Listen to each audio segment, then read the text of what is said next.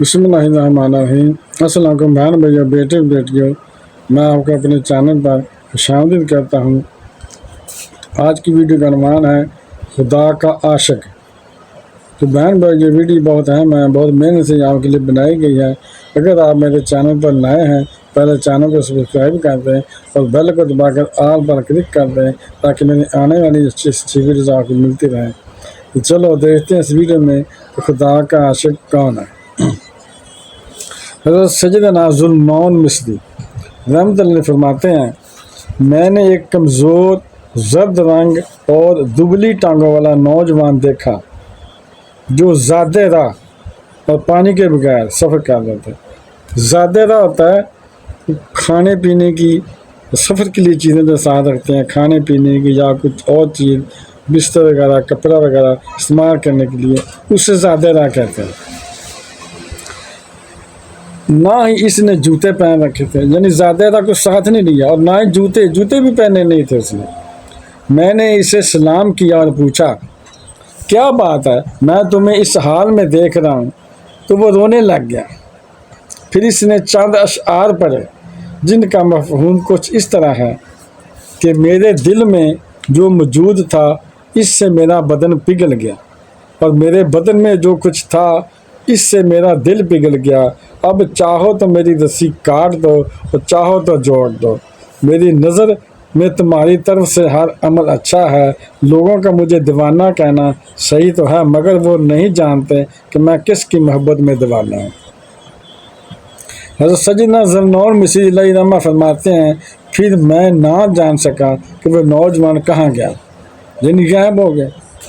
اے بھائی دیکھ، ان ہستیوں کا معاملہ بہترین ہے، ان کی منزل کتنی عمدہ ہے، ان کا انجام کتنا اچھا ہے، ان کا میل کچیل بھی کتنا صاف و شفاف ہے۔ بے شک لوگوں کی زندگی اس وقت بے غبار نہیں ہوتی جب تک انہیں ابتلا و آزمائش کے کنویں میں ڈال نہ دیا جائے۔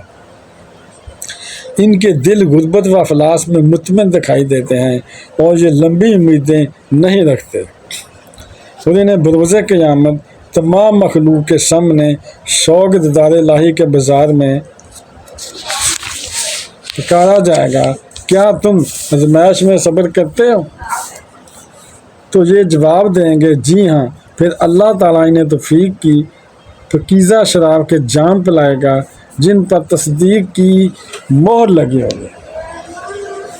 یہ وہ لوگ ہیں جو اپنے نفس کی مذمت کرتے ہیں اور تحقیق کے چٹجل میدانوں میں غائب رہتے ہیں، راہ حق میں فقر و فاقہ سے لذت حاصل کرتے ہیں، اور بیابانوں میں یعنی جنگلوں میں، خلوتوں میں یعنی اکیلے پن میں انس کرتے ہیں، یعنی اکیلے پن سے محبت کرتے ہیں، جنگلوں سے محبت کرتے ہیں۔ محبوب اکبر کے ذکر خیر پر ٹوٹ کر گر جاتے ہیں، اور جب پراگندہ حال فقراء کے لیے آخر میں عظیم انعامات کا مزدہ یعنی خوشخبری جہاں فضا سنتے ہی تو ان پر وجد طاری ہو جاتا ہے، یعنی جب آخرت کا واقعہ سنتے ہیں ان پر وجد طاری ہو جاتا ہے۔ حضرت سیدنا ویس کرنی رضی اللہ عنہ کو جب بھوک لگتی تو بستی کی طرف نکل جاتے۔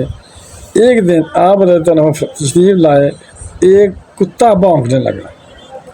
آپ رضی اللہ عنہ نے فرمایا، اے کتے، اسے تکلیف نہ دے جو تجھے تکلیف نہیں دیتا، تو وہی کھاتا ہے جو تجھے ملے، اور میں بھی وہی کھاتا ہوں جو مجھے ملے۔ اگر میں جنت میں داخل ہو گیا تو تجھ سے بہتر ہوں، اور اگر دوزخ میں داخل ہوا تو مجھ سے بہتر ہے۔ سبحان اللہ۔ تو بہن بھائیو، بیٹے بیٹے، اگر آپ کو میری یہ ویڈیو پسند آئی ہے اور ابھی تک اگر آپ نے میرے چینل کو سبسکرائب نہیں کیا تو لازمی کر لیں، اور بیل کو دبا کر آل پر کلک کر دیں تاکہ میرے آنے والی اچھی سے اچھی ویڈیوز آپ کو ملتی رہیں۔ چلو ملتے ہیں نیکسٹ ویڈیو میں۔ السلام علیکم، خدا حافظ۔